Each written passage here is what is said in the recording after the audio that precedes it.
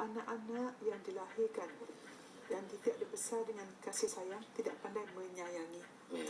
Anak-anak yang dibesarkan dengan pujian, belajar yakin diri. Anak-anak yang dibesarkan kutukan akan rasa rendah diri. Jadi bagi orang nak merawat hatinya senang saja, pergi ziarah kubur.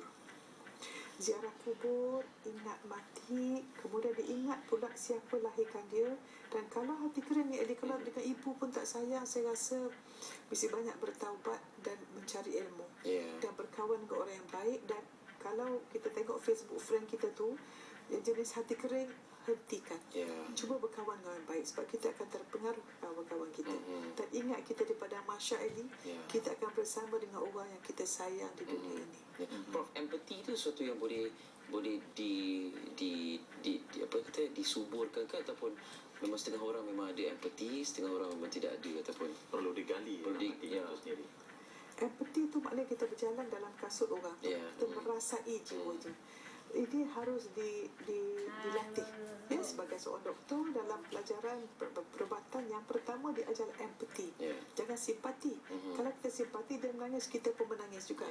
Empathy kita boleh mengawal suasana, memberi solusi. Dan kita dengan kekangan masa yang agak